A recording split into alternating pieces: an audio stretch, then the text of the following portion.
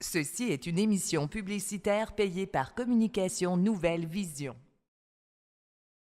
Partout, il y a des gens à connaître. Ils sont des bâtisseurs qui ont défié les obstacles, gravi les échelons, surmonté leurs craintes. Ils ont de l'intuition, du courage, un sens de l'équilibre, une équipe bien rodée. Et chacun d'eux a son histoire de succès. Bon matin à tous, bon vendredi. On lance le week-end ensemble à quelques semaines de Noël et du temps des fêtes. Des idées cadeaux, en voulez-vous, enveloppe, pourquoi pas? Et sinon, d'entrepreneuriat, il y a des gens inspirants autour de la table, une fois de plus, qui sont avec nous aujourd'hui, à commencer par Jeff Letendre de Like Hotel. Salut Jeff! Salut Nicolas! Merci d'être avec nous aujourd'hui, directement d'ailleurs, je vous le rappelle, de chez La Belle et la Bœuf, un endroit magnifique, vous voyez ces images.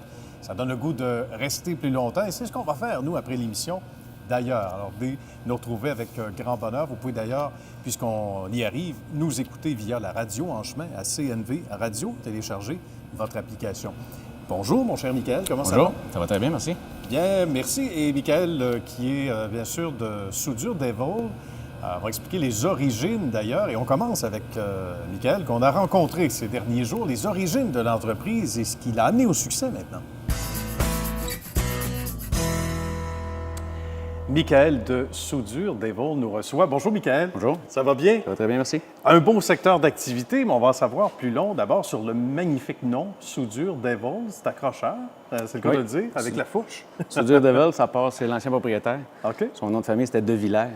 Ah bon? Fait qu'ils ont coupé le Devil. Un peu C'est bon. concept, étant donné qu'on travaille dans le domaine de la soudure haute pression. Mais oui. Avec du feu, puis c'est un peu concept. Excellent, tout est bien pensé. Comment tout ça a pris finalement son ampleur? Parce que ce qui fait qu'on est à histoire de succès aujourd'hui. Soudure Devil, c'est une compagnie qui c'était parti en 88 par M. Normand De Villers, qui a commencé tout bonnement chez eux, dans son garage, dans sa maison. Bien. Qui a fait la réparation d'appareils sous pression, les chaudières industrielles, la soudure haute pression. Parce que c'est pas donné à tout le monde. Est-ce Non. qu'en soudure, généralement, les gens qui sont en soudure veulent pas toucher à ça? Ou parce que le risque est C'est parce que c'est élevé? un domaine, tu sais, je veux dire, tu as différents types de soudure, mais tu sais, la soudure haute pression, c'est vraiment un créneau qui est spécialisé. OK. Tu sais, je veux dire, tous les soudeurs pourraient faire de la haute pression, mais c'est juste une spécification Bon. que tu t'en vas, qu'à un moment donné, tu dis, OK, je prends ce chemin-là. Puis Bien. c'est un chemin qui est assez... pas que c'est compliqué, mais ça prend des connaissances. On voit que c'est une spécialité. Est-ce que l'appétit vient en mangeant? C'est-à-dire que justement, quand on va dans ce qu'il y a de moins facile, on a le goût toujours que les défis s'accumulent comme ça, de surpasser? Oui, c'est le fun. C'est un domaine qui est... Tu sais, la soudure haute pression, tout le monde pense tout le temps que c'est dangereux. C'est pas nécessairement dangereux, mais c'est un secteur d'activité qui demande la précision. Il faut que tu sois consciencieux. Il faut que tu aimes ton travail. Puis il Oui. faut pas que tu aies peur d'accumuler les heures non plus. Bien. Puis ça, c'était ce que Michael cherchait aussi.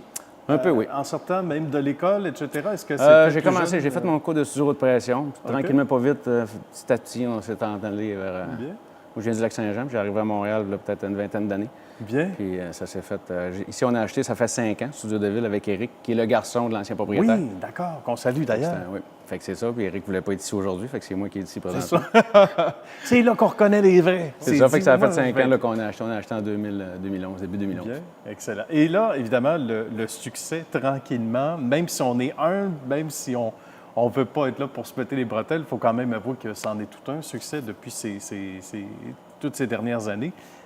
Quand on regarde les contacts que l'on se fait et aussi les références, c'est là qu'on voit à quel point c'est précieux, les références de gens avec qui on a travaillé, qui, c'est-à-dire ces gens-là, à leur tour, vont te référer Eric, etc. L'entreprise, ça, c'est précieux aussi. Non? Oui, effectivement. C'est une compagnie qui, étant donné qu'il y a plusieurs années d'expérience, on travaille avec des clients que ça fait au-dessus de 30 ans, 25-30 ans.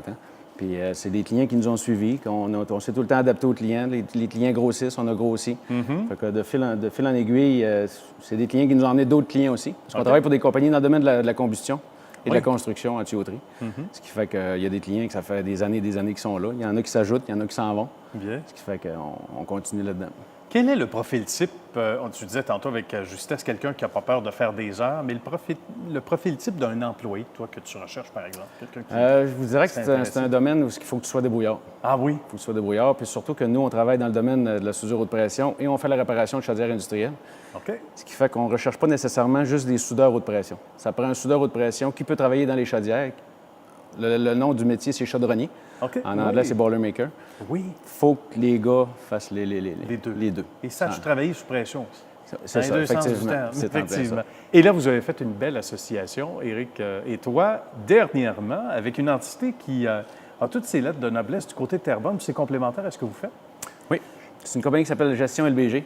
Oui. C'est une compagnie de fabrication de réservoirs sous pression. Elle se spécialise dans la fabrication de réservoirs à eau, secteur pétrolier. OK. Tout ce qui est réservoir, séparateur d'air. On a une grosse gamme d'activités de fabrication. OK. Puis c'est une association qu'on a faite à l'été. Pour le futur, étant donné qu'on travaillait dans un domaine connexe, Oui. on se complète un et l'autre. Bien, c'est sûr. Puis c'est ça, M. McCune a décidé de... On s'est joints ensemble, puis on a décidé de continuer le chemin ensemble. Un C'est beau une bonne- travail d'équipe. Oui. C'est ce qui manque, tu dirais, peut-être dans bien des secteurs d'activité, ce genre de mariage-là, de partenariat-là? Parce que souvent, tu as des gens qui ne se parlent pas ou presque pas. Oui, parce que c'est une association logique, dans le fond. Je veux Oui. dire, on travaillait pour lui, il travaillait pour nous. OK. On vendait ses produits, il nous vendait sur ses jobs. Fait que le fait de travailler ensemble, souvent, crée des liens. Mais Crée oui. des liens avec ses clients, lui, avec nos clients. Ce qui fait que ça ouvre la porte à plus grand dans le futur. Excellent. Il est question de location aussi. On n'est pas porté à croire, à penser à ça, mais parle-nous de ce service-là que vous offrez ici. Oui, depuis, je vous dirais, 1 an, on a fabriqué une chaudière, pas une chaudière, une remorque, il y a 1 an, avec OK. gestion, justement, en partenariat avec Gestion LBG. C'est une remorque avec une chaudière industrielle à l'intérieur, une petite chaudière, pour faire la fabrication d'eau chaude domestique, avec un réservoir de 2000 gallons. OK. Ah, Avec oui. ce service-là, on peut offrir les hôpitaux, les CHSLD, l'institutionnel, commercial. Bien. Ce qui fait que quand il y a une réparation à faire sur un réservoir, nous, on arrive avec notre remorque, on se connecte, puis le client peut être sans souci de... Et pas privé d'eau, C'est ça, et il est pas pas privé privé d'eau de chaude pour, service. le temps que durent les travaux. Puis on a un autre remorque avec une chaudière industrielle à vapeur, pour qu'il y ait le même concept, mais sauf que de l'eau chaude, c'est de la vapeur. OK. Merveilleux. C'est presque un parc aquatique mobile, finalement. Ou presque. Ça ressemble à ça. Oui.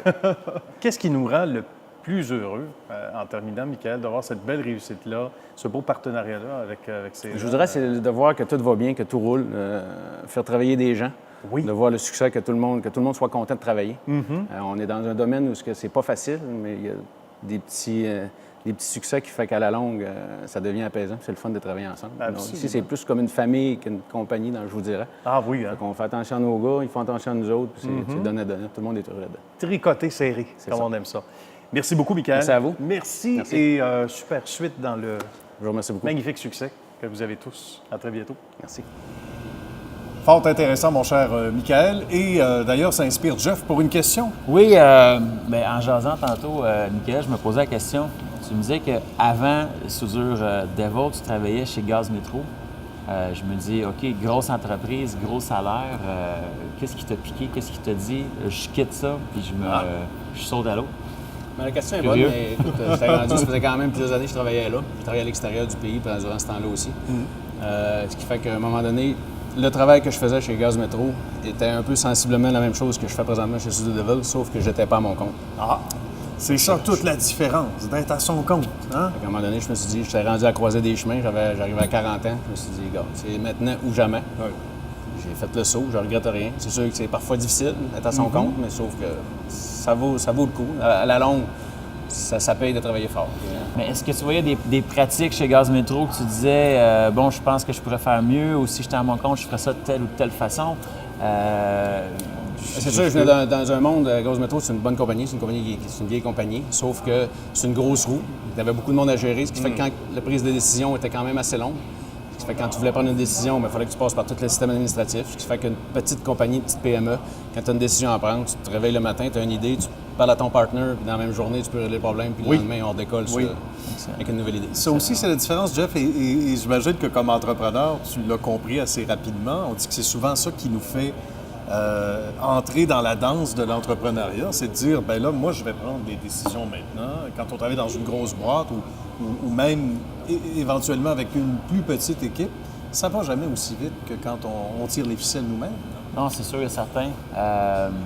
Avoir une petite équipe, une petite entreprise, ça te permet de prendre des décisions plus rapidement. Je pense que les grosses entreprises ont certains avantages que les petites n'ont pas, mais il y a une chose qu'on a, c'est être capable de se revirer vite, voir des tendances sur le marché, puis tout de suite prendre sa place. Donc oui, certains avantages à avoir une petite équipe. Bien. Notre ami Jeff a tout un parcours également et on est allé le visiter au cours des derniers jours et on regarde ce que ça donne. Jeff nous reçoit Like a Hotel. Bonjour, Jeff. Bonjour, gars. Ça va bien? Très bien, toi? Ça va bien, merci. Bien situé. On est sur Prince-Arthur à Montréal, mais ça n'a pas commencé ici. Ça va commencer à commencer dans la tête de mon ami Jeff au tout début. Oui, non, ça n'a pas commencé ici. En fait, ça a commencé pas trop loin sur le plateau, sur l'avenue Mont-Royal. OK. Le concept de l'entreprise, c'est des appartements-hôtels. C'est le Airbnb, mais géré de façon professionnelle. Oui. Donc, j'étais serveur. Je ne m'attendais pas du tout à m'en aller dans ce milieu-là. J'étais musicien, en fait, et je travaillais au restaurant populaire L'Avenue. Et à un moment donné, j'ai décidé de passer à autre chose. J'avais un studio d'enregistrement sur l'Avenue Mont-Royal, qui était quand même grand. Okay. J'ai vidé l'équipement. Et j'ai eu l'idée de le rénover, de faire un petit mini-appartement pour m'aider à payer le loyer puis de louer ça à des étudiants. Bonne idée, oui. Et une fois rénové, surprenamment, ça s'est tout de suite loué. Fait que là, j'ai dit, tabarnouche, c'est pas payé, ça m'aide à payer le loyer, puis j'ai même un surplus qui reste. OK. Je connaissais pas Airbnb à l'époque, je connaissais absolument pas l'industrie des appartements-hôtels ou de la location de vacances. Mm-hmm.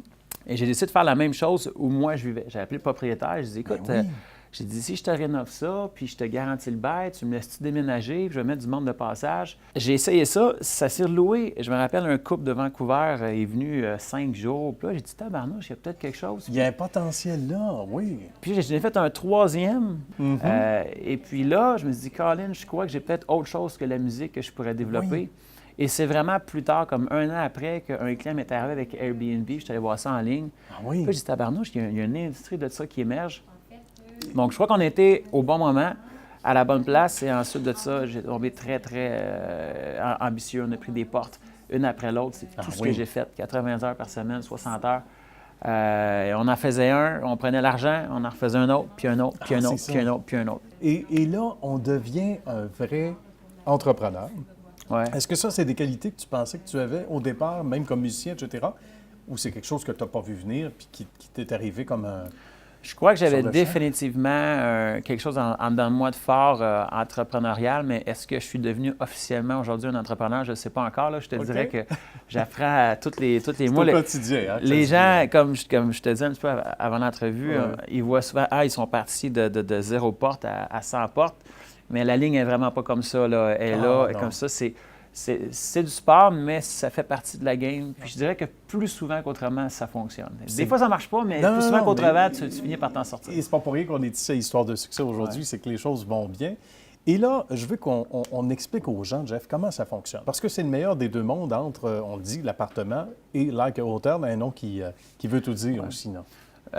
Oui, on est vraiment entre l'hôtel et le Airbnb. C'est d'où le nom Like Hotel. En fait, le nom est venu, les gens me disaient, qu'est-ce que tu fais, comment ça? Tu as comme 5-6 appartements. C'est quoi ça? Je disais, c'est des appartements qu'on loue, mais c'est comme un hôtel, c'est comme à l'hôtel. J'arrêtais pas de dire ça, mais j'ai cliqué. C'est sûr que le nom est là. C'est Like Hotel.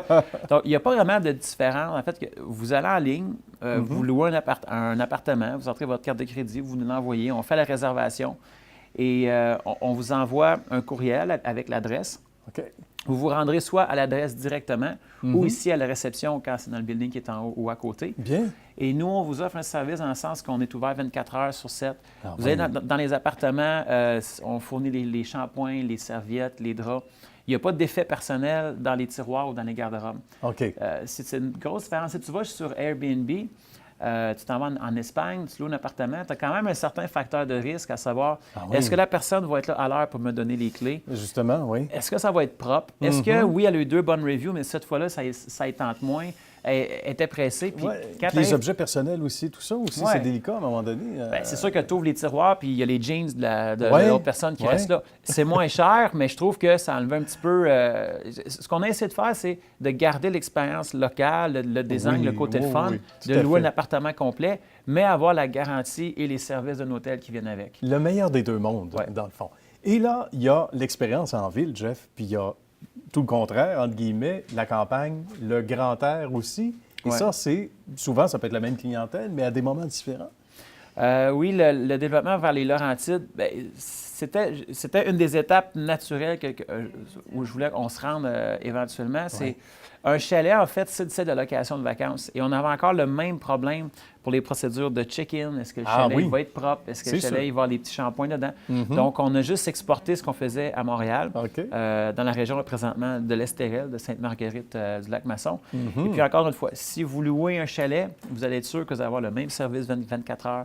Il y a quelque chose, vous pouvez nous appeler. On vous garantit que les standards vont être les mêmes, qu'il n'y aura pas de poussière dans les coins, que tu vas ouvrir ton four puis il n'y aura pas un restant de poisson dedans. Non, c'est ça. Donc, on standardise l'expérience. Ouais. Mais sans être une chaîne d'hôtels comme un Hilton où tu as toutes les unités dans une même place puis ça se ressemble, tu as juste un numéro de Ah, chambre. oui, c'est ça. Chaque design est fait différemment. Les domaines qu'on a à l'Estérel, ils sont décorés d'une façon. C'est pas les mêmes qu'on va avoir à Sainte-Marguerite ou ici. Donc, vous sentez un fil conducteur, mais vous avez quand même une expérience personnalisée dans chacune des locations. Et c'est unique à chaque endroit, donc ça n'empêche pas les gens de faire le tour éventuellement pendant le plus longtemps possible. Qu'est-ce qui nous rend le plus heureux, Jeff, si je te pose la question? On a beaucoup de plaisir à faire qu'est-ce qu'on fait. C'est pas facile, là, mais on est une entreprise qui est quand même très ouverte. Donc, quand ça va bien, on le dit. Quand ça va moins bien, on le dit aussi. Oui. Mais je crois que ça nous aide parce qu'on travaille les challenges ensemble. On trouve des solutions ensemble. On a une certaine étape, on parlait d'entrepreneuriat, où à un certain moment, tu fais tout toi-même pour essayer de sauver le plus possible. Il n'y a pas de plombier, il n'y a pas de réceptionniste, il n'y a pas personne en réception. C'est toi qui fais tout. C'est toi qui as les multiples rôles. Bon, là, à un moment donné, tu engages une équipe. Là, à un moment donné, tu te dis, ça fait partie des étapes qu'on a appris. Est-ce qu'on plonge ou pas? Est-ce qu'on va chercher des professionnels, des gens seniors qui viennent du milieu hôtelier, qui apportent leur bagage? Ça prend ça dans un entreprise. À un moment donné, il faut que tu le fasses. Et puis quand tu t'entoures de gens qui sont professionnels, oui, ça coûte cher au début, mais veux pas, à un moment donné, les résultats viennent, tu es capable de grandir l'équipe. Et c'est ce qui te permet, à un moment donné, de scaler et de prendre de l'expansion. Oui, exactement. Si tu es trop un one-man show, à un moment donné, tu peux pas. Tu as juste 2 mains, tu as 24 heures dans une journée, il faut que tu dormes. Mais s'entourer de gens professionnels qui ont de l'expérience, c'est une des étapes qu'on a dû franchir dernièrement. Puis je suis très content. Puis Véronique fait partie de cette équipe-là. On la rencontre à l'instant. Merci beaucoup, Jeff. Ça a été un bonheur de Merci te beaucoup. recevoir et que tu nous accueilles également ici à l'Accueil Hotel. Merci de l'invitation. Merci. On rencontre Véronique. Salut Véronique. Bonjour, ça va bien? Ça va bien, merci. C'est très sympathique, l'Accueil Hotel. Et moi qui est un amant des animaux. On va expliquer un peu votre rôle, Véronique, ici. Oui. Moi, en fait, je suis directrice des opérations. Moi, j'ai commencé il y a quelques mois. Quand j'arrivais chez l'Accueil Hotel, moi, j'arrivais en fait d'un resort de 800 chambres en République dominicaine. Oh! J'étais de retour au Québec pour me rétablir. Puis j'ai trouvé cette merveilleuse entreprise, en fait. Quand j'ai commencé, on emménageait dans ces nouveaux bureaux-ci. OK. Donc, déjà, depuis quelques mois, l'équipe a grossi énormément. On installe des nouveaux processus pour mieux grossir et prendre de l'expansion rapidement. Qu'est-ce qui vous a convaincu, ma chère Véronique, de faire le saut avec l'expérience que vous aviez avec 800 unités, en le disant République dominicaine, puis embarquer et embrasser l'aventure ici, à l'Accueil Hotel? Moi, en fait, premièrement, c'était le défi d'une compagnie qui grandissait, puis de développer tout ça, mais aussi, c'est vraiment le concept appartement-hôtel. Ah oui? C'est assez différent sur le marché. Bon, on en voit de plus en plus, mais en fait, c'était vraiment ça qui m'a attirée. Quand vous venez chez nous, en fait, que vous arrivez de peu importe quel pays, on vous permet vraiment de découvrir la destination comme si vous étiez à la maison. Oui, tout à fait, donc, c'est ça le bonheur. Donc, à la place d'être dans une chambre d'hôtel, mais on vous offre des appartements tout meublés dans des quartiers clés de Montréal, en fait. Puis ce qui vous permet de vraiment découvrir notre belle ville de Montréal et les gens qui y habitent, en fait. Ah, tout à fait, comme si on était résident, donc Exactement. Une saveur vraiment unique. Puis en même temps, le bon côté, comme à l'hôtel, où d'abord c'est propre, on n'a pas l'impression de rentrer chez quelqu'un d'autre, être dans ses petits souliers. C'est tout le contraire, donc c'est l'avantage. Oui, exactement. Nous, en fait, on opère comme un hôtel. Donc, on est comme un hôtel, mais tout en étant un petit peu différent. Donc, on est des femmes de ménage. On vous permet vraiment de vous sentir en sécurité dans un appartement, comme à la maison. Puis, ça vous permet de découvrir la ville, en fait. Ah, oui, là aussi, le meilleur des deux mondes, comme on dit. Exactement. Bien, merci beaucoup. Ça a été un bonheur, Véronique, de vous rencontrer. Bonne continuité. Puis ça m'a fait plaisir. Votre rapport dans l'Accueil Hotel. Merci beaucoup. Merci. Très bien, mon cher Jeff, c'était fort intéressant. Et maintenant, cette fois, Michael a une question pour toi. Oui, Jeff, je me demandais, dans le domaine que tu es, on entend parler beaucoup dans les médias ces temps-ci, au point de vue légal. On entend parler que des fois c'est légal, des fois c'est pas légal. De ton côté, tu vis comment avec ça? Bonne question, je me la fais poser souvent. Dès le début, après la deuxième, troisième porte, j'ai réalisé qu'il y avait un potentiel de croissance, d'avoir plusieurs portes. Donc, j'ai tout de suite commencé à prendre des permis d'hôtel, ce qu'on appelle des permis de résidence de tourisme. Je voulais pas grossir quelque chose et me ramasser avec 50 portes un jour et puis recevoir une lettre de la ville et me dire on te ferme demain matin. J'avais l'ambition d'avoir des actionnaires, des dépanneurs, du financement, donc j'ai pas le choix. C'est une décision qu'aujourd'hui, je suis très heureux d'avoir pris. On aurait peut-être pu grandir plus rapidement, avoir plus de portes, mais je pense que j'aurais eu quelque chose de chambranlant. Donc non, chaque fois qu'on prend une porte chez Lac Hôtel, on va chercher un permis de résidence de tourisme, on prend les assurances, on paie les taxes.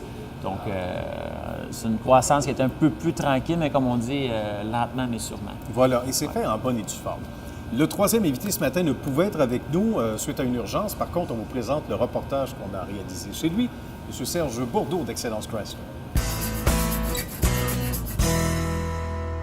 En agréable compagnie, celle de Serge et de Yannick Bourdeau. Bonjour, messieurs. Bonjour. On est chez Excellence Chrysler et on se sent bien à notre arrivée. Moi, j'aime bien la structure. D'abord, c'est neuf de 5 ans. Oui, 5 ans. C'est incroyable. Et j'aime ça quand c'est vitré, quand on voit la lumière extérieure passer. Vous en êtes tous témoins.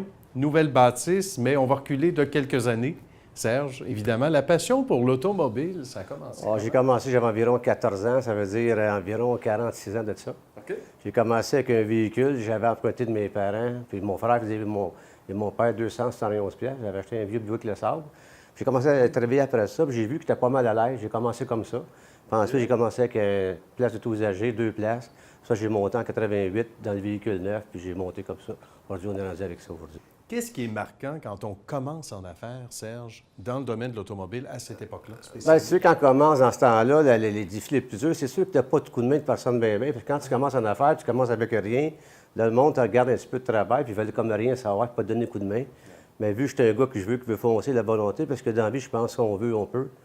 Moi, j'ai été capable de réussir, je remercie beaucoup, mais si quelqu'un peut faire pareil s'il veut, c'est de vouloir, c'est d'être tenace, de ne pas lâcher de foncer. Il faut avoir la tête dure, hein? Il faut être persévérant. Moi, je suis chanceux un peu parce que dans les pires récessions, j'ai jamais senti ça de ma vie, mais j'étais trop proactif. Okay. Qu'est-ce qu'il faut faire pour avancer? Qu'est-ce qu'il faut faire? Au lieu de tout penser de dire qu'on va ralentir, on va attendre, l'économie est bonne ou pas bonne, je continue tout le temps. Je fonce dedans, je pense toujours positif tout le temps. Toujours trouver des solutions en place des excuses, c'est ce qui fait une grosse différence oui, dans le tout à domaine, fait, dans n'importe quel domaine. Et ça, Serge et Yannick va être d'accord parce que aussi, on va parler de la suite des choses et ce qui fait que père et fils, vous travaillez ensemble, mais j'allais dire, tout domaine confondu, c'est la même recette. C'est la pareil. C'est de pas lâcher et de ne pas toujours écouter ce qu'on dit autour. Non, je pense que quoi, c'est prendre 3 qualités pour réussir. 1, l'honnêteté, être envers le monde par soi-même.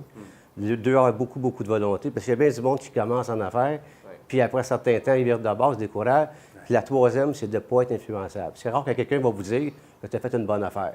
Si tu veux, tu peux. Si tu veux pas, bien, tu n'iras pas. Mais de vouloir, c'est de vouloir. Ah oui. Mais on reconnaît les passionnés, là aussi, là. On se répète, mais on reconnaît les passionnés, ceux qui se réveillent la nuit pour penser, puis avoir des stratégies, ou le petit calepin avec le café le matin, là, on se reconnaît. Pour se démarquer dans le domaine de l'automobile, les années qu'on vit en ce moment, bien, je pense que c'est... On fait quoi en particulier? Il faut aller vers plus gros, faut justement aller vers le client davantage, le service. Surtout. Qu'est-ce qui est bien important? Quand un client vient chez nous, on sait qu'aujourd'hui, maintenant, que le client est moins fidèle qu'il était avant. Souvent parce qu'il y a des idées différentes. Mais toi, qu'est-ce qui est important? Comme j'ai dit, la première chose plus importante pour moi, c'est mes employés. La deuxième chose, c'est mes clients. Un client bien servi va revenir. C'est bien important parce que le client, là, il a le choix d'aller n'importe où qu'il peut aller, lui. Et c'est de lui plus qui en choisit. plus avec Internet et Puis tout. tous mes employés, j'aurais tout dit que le client, c'est super important. Moi, je ne veux pas entendre dire qu'un client qui rentre au service dit « Ah, ben j'ai vu le client, puis en venant-y, il se plaint. » Non. Quand un client vient pour une réparation, il a raison jusqu'à preuve du contraire. Nous autres, c'est la priorité. Si un de mes employés fait une erreur, mettons, de 1 000 puis ça coûte 10 000 de réparer, l'argent, c'est à cause de notre faute, nous autres, on va le faire. C'est pas le client à payer. Ici, on fournit des autos de courtoisie, on s'occupe de nos clients. Nous autres, c'est bien important, la clientèle, ce qui est plus important. Tu sais, un client pas content, on va en parler à 13 personnes. Un client content n'en parle pas beaucoup, bien des fois, tu sais. Fait qu'on fait notre possible. C'est sûr qu'on n'est pas les meilleurs, mais on essaie toujours d'être le meilleur. Mais quand tu penses que tu es le meilleur, tu as un problème. Tu essaies toujours d'être le meilleur. Voilà. Bien, nous autres, les clients, c'est bien important. C'est le succès. Ce qui a beaucoup aussi aidé la concession, surtout quand on a construit la nouvelle construction en 2011, c'est qu'on a apporté la bâtisse, premièrement, pour nos employés en premier et pour les clients par la suite. Parce que je crois qu'un employé qui est heureux à son environnement de travail va refléter cette aura-là envers nos clients. Fait qu'automatiquement, ils vont donner leur meilleur, sachant qu'ils sont bien traités ici, fait qu'il va être heureux de le faire. puis aussi ils vont travailler pour la concession et non pour avoir un travail juste pour avoir un travail. Absolument. Fait que c'est quelque chose qu'on reflète beaucoup, puis je crois que ça nous aide beaucoup dans le succès. Puis il est important, j'ai dit à des employés souvent, à un moment donné, j'ai déjà parlé, j'ai eu une circonstance il y a longtemps. Un employé venait travailler, il n'était pas content. Il travaillait parce qu'il y avait une sécurité, puis il appelait sa femme qui poussait. J'ai dit, pourquoi tu travailles, tu n'es pas heureux là-dedans, j'aime pas ça faire la mécanique. Fait que là, j'ai dit, va ailleurs, il est parti couvreur en fin de compte, puis il m'a remercié parce qu'il a bien aimé ça. Parce que c'est important, tu sais, quand on travaille, c'est beau, on travaille pour l'argent, c'est important, je comprends ça. Mais il ne faut pas faire juste ça, il faut travailler parce qu'on aime ça. Quand tu aimes ce que tu fais, automatiquement, en principe, l'argent vient. Puis un bon employé, là, il n'y a personne à la faire avoir peur, on les garde tout le temps. Un employé qui n'est pas bon, là, quand même, tu le payerais 5$ de l'heure, il est trop cher. C'est drôle à dire. Mais un bon employé, là, on les garde. Ils sont tellement rares, les bons employés, là, on veut les garder. Pas on fait pour les garder. Et ce qu'on retient aussi, c'est la transparence dans les deux sens du terme. C'est pas juste physique, c'est la transparence joignable. Et on s'assure que taking care of business, comme on dit en chinois. Bonjour Cynthia. Bonjour. Cynthia qui a l'air heureuse, puis on comprend. Cynthia Ben qui est en quelque sorte dans son bain ici, on peut le dire comme ça. Toute petite, on dit que Cynthia aidait la réceptionniste. Mon père a ouvert la concession quand moi j'avais 5 ans. OK. Et je l'ai souvent accompagné là, tout au long de ma vie. Dans le fond, je fais partie de la concession, là, vraiment. J'étais avec la réceptionniste. Dans mes jobs d'été, je suis venue faire vraiment la réceptionniste quand ils partaient en vacances, moi qui répondais. Oui. Excellent. Donc, de façon très naturelle, on vit les étapes, on vit l'expansion, parce que c'est un véritable boom. Peut-être que vous, justement, vous autres dans le bain, vous ne le voyiez pas, mais il y a eu une éclosion incroyable ici. On ne se trompe pas, là. Oui, c'est vraiment différent. Là. On a vraiment progressé incroyablement. Oui. Là. On a commencé avec une plus petite place, puis maintenant, on est rendu ici. Mais tout ça, c'est grâce à nos clients aussi. Là. Si on n'aurait pas nos clients, on ne serait pas ici non plus. Mais je pense qu'on essaie de donner le meilleur service qu'on est capable aussi. Ben voilà, on dit c'est l'œuf ou la poule, en quelque sorte. Hein? L'un ne va pas sans l'autre, mais aussi, c'est d'abord et avant tout parce que le client veut être bien et en étant bien servi, revient. Et bien servi de nouveau, etc. Donc, la roue qui tourne, on en est conscient. C'est des valeurs familiales aussi, au-delà des valeurs d'entreprise? Je pense que c'est ça aussi qui fait notre succès par rapport à ça, parce qu'on est tellement familial qu'on veut projeter ça aussi à nos clients. T'sais, on veut vraiment que le client se sente chez eux ici. Ouais. Donc, c'est vraiment ça. Puis, écoute, on est vraiment une famille unie. Donc, ça, c'est sûr que ça a un impact au niveau du client. C'est ce qu'on veut faire ressentir. Ouais. Bien, Cynthia, ça a été un plaisir de continuer cette belle passion en famille pour la belle clientèle ici. Parfait, merci. Merci. Bien, c'est déjà complet pour cette émission. On ne saurait vous quitter sans répéter les adresses web respectives de nos invités d'aujourd'hui. Excellence Chrysler, évidemment, sur excellencechrysler.com. Et pour mon cher Michael, Soudure Devil. www.souduredevil.com, soudure avec un S. Bien, pour tous ceux et celles qui veulent avoir d'autres détails, évidemment. Et Like Hotel pour réserver, comme on le veut aussi, un chalet dans le Nord ou sinon une unité à Montréal ou ailleurs éventuellement.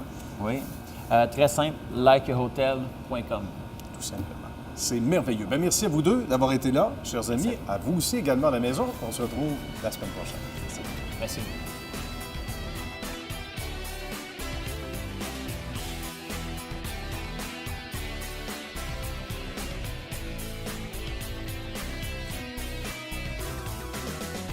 Ceci est une émission publicitaire payée par Communication Nouvelle Vision.